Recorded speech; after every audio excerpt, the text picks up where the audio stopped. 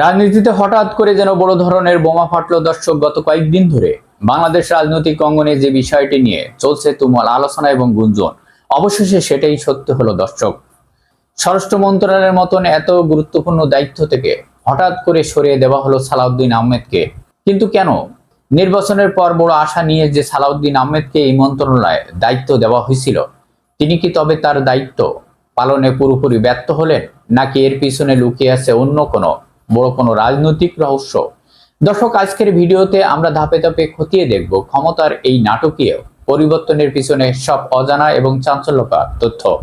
এবং দায়িত্ব পাওয়ার পর থেকে এক অদ্ভুত বিষয় লক্ষ্য করা গেছে দর্শক। সালাউদ্দিন আহমেদ তার নিজ মন্ত্রণালয়ের কাজে চেয়ে যেন অন্য মন্ত্রণালয়ের কাজে বেশি সময় ব্যয় করেছিলেন।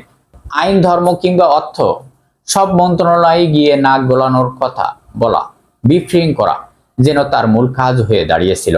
আর এর ফলাফল কি হলো দর্শক? দেশের সার্বিক আইন শৃঙ্খলা পরিস্থিতি ক্রমান্বয়ে অবনতির দিকে ধাবিত হলো। বাজারে তখন থেকে গুঞ্জন ছিল যে কোনো মুহূর্তেই তাকে এই পদ থেকে সরিয়ে দেওয়া হতে পারে। ঠিক এই সময় সুবীর ভৌমিক এমন এক বিস্ফোরণ মন্তব্য করে বসলেন, যা বিএনপির জন্য হজম করা এক প্রকার অসম্ভব হয়ে দাঁড়ালো। সমীর ভৌমিকের এই বক্তব্যের পরেই মূলত রাজনৈতিক ময়দানে এবং দলের ভিতরে শুরু হয়ে গেল চরম সমালোচনা এবং কানাঘুষা। এই একটি মাত্রই ঘটনা সালাউদ্দিন আহমেদের বিদায় ঘণ্টা দ্রুত বাজিয়ে দিয়েছেন। আর এর মাঝে রাজনীতিতে তৈরি হলো এক অদ্ভুত সমীকরণ। বিএনপির মহাসচিব মির্জা ফখরুল ইসলাম আলমগীর রাষ্ট্রপতি পদে মনোনীত হওয়ার খালি হলো এলজিআরডি মন্ত্রণালয় এবং দলের মহাসচিব পদটি। রাজনৈতিক নিয়ম অনুযায়ী পরবর্তী মহাসচিবের পাওয়ার কথা এলজিআরডি মন্ত্রণালয়। কিন্তু প্রশ্ন হলো, রুহুল কবির রিজভী বা অন্য কেউ মহাসচিবে দৌড়িয়ে এগিয়ে থাকলেও সালাউদ্দিন আহমেদকে কেন হঠাৎ স্বরাষ্ট্র মন্ত্রণালয় থেকে সরিয়ে এই মন্ত্রণালয়ে পাঠানো হলো?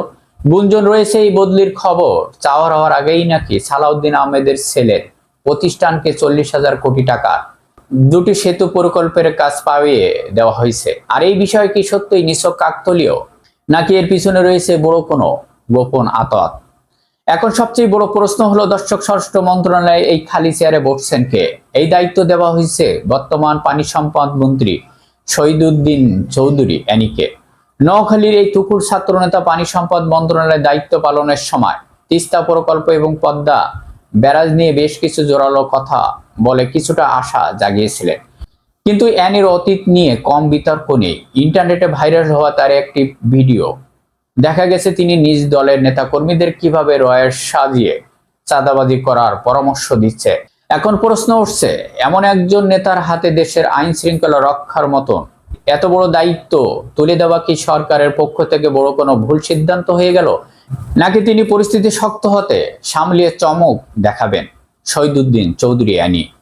এবং শহীদুদ্দিন অ্যানির সামনে এখন পাহাড় সমান চ্যালেঞ্জ। দেশের বর্তমান নাজুক আইন শৃঙ্খলা পরিস্থিতি, ছাত্রদলের বিভিন্ন কলেজ বিশ্ববিদ্যালয় অন্দোল কন্দল এবং নৈরাজ্য, শিবিরের ওপর হামলা এবং মাদকের ভয়াবহ থাবা, এইসব কঠোর হাতে দমন করাই হবে তার সবচেয়ে বড় পরীক্ষা।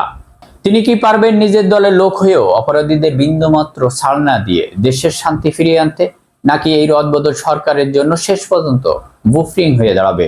দর্শক, আপনার কি মনে হয় শহীদুদ্দিন চৌধুরী অ্যানি কি পারবেন স্বরাষ্ট্র মন্ত্রণালয়ে সুনাম ফিরিয়ে আনতে? আপনার মতামত অবশ্যই নিচে কমেন্টে লিখে জানাবেন। সবাই ভালো থাকবেন, ধন্যবাদ।